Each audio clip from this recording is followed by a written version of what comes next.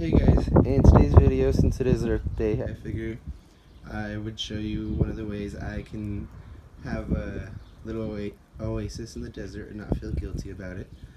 I have this tank here that does come out of my house. This is gray water. Gray water is something that's been used usually for cleaning either your body or your clothes. This is from clothes. And with an average load, you will fill up this tank. I think it's a 55-gallon barrel. Anyway, it does have a shut-off valve here on the bottom. And in New Mexico, it is legal to have a gray water collection. You do have to have a valve on it to switch it off if you're washing something that shouldn't be thrown in your yard. And in that case, you probably shouldn't be washing it anyway. Just throw it away.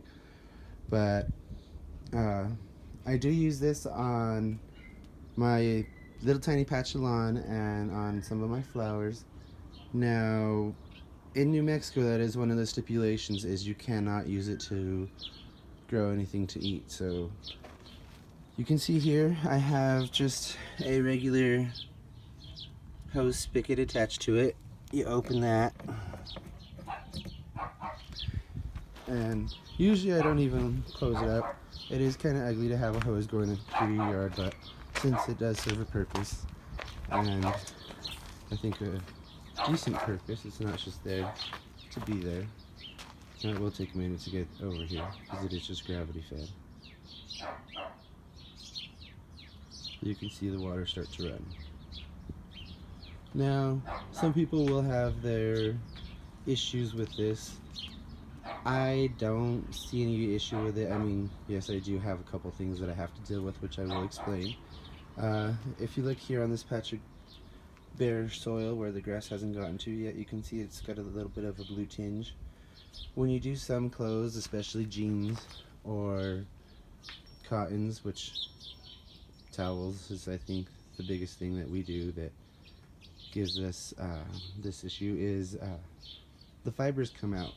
Normally this would go down the drain, or this would go down the drain and clog your drain, but here it just comes out. Since it is a gray water tank, there's no filters on it. I just let it come out, and when it does build up a little, I'll rake it up, or sometimes it just goes into the grass and I don't have to see it or deal with it again.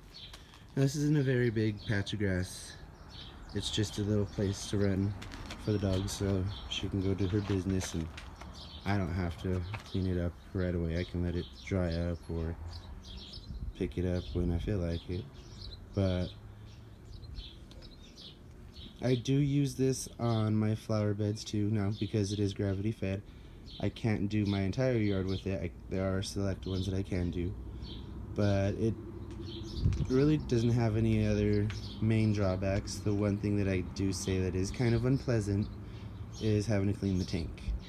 Now, I have the tank where it's easily accessible for me to, when it's empty, pull it out, clean out any extra fibers that are left in there. Like I say, those fibers do collect both in the tank and in your flower beds. You do have to wash them every once in a while. You do have to make sure they go dry. If not, you will get a bad odor in your house.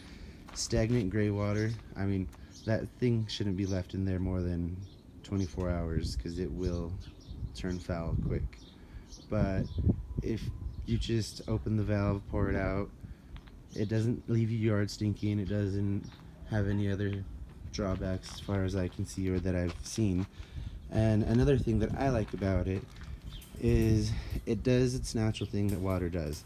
It'll filter through the dirt and it'll go down into the aquifer, clean, fresh water again. So all you're doing is a natural process. Just in the middle, you're pouring it on your plants. I mean, you've already paid for the water, why not use it? So I get 2 uses out of some water. Like I say, I just have this on my laundry, and we do at least a load a day, so we get 55 gallons of water a day, and why not have it go to something that we like? I think it's decent use of it. It could be a little better. I could harvest more, but then it would have been more money to get the infrastructure to switch my drain from the sinks and the shower. But there again, in the sinks, you have to be careful because if you use lots of oils and stuff, that will build up in your soil. Now again, one thing that I have to use, or that I do, is make sure that I buy all natural soaps. Sometimes if you're looking for something,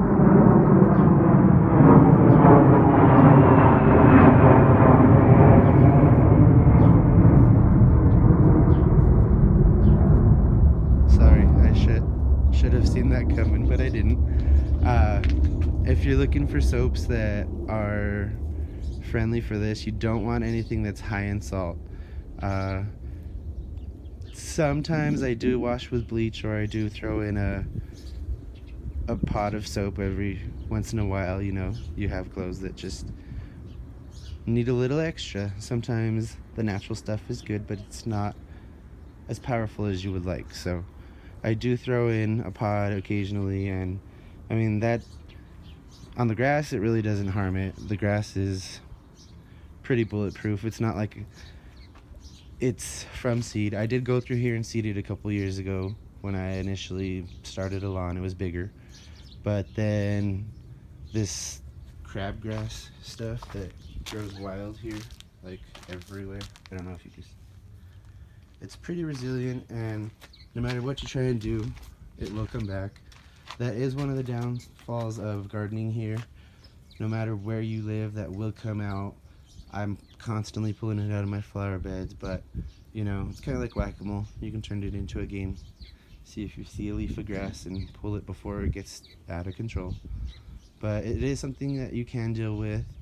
Like I say, it does add a little bit of maintenance, but for a little tiny patch of grass in the desert and not wasting fresh, clean water to irrigate it, I think it's doing my part, or at least what I can, to conserve water or make it go further here in the desert.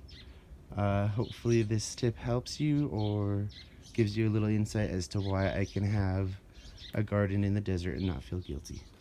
Thank you for watching.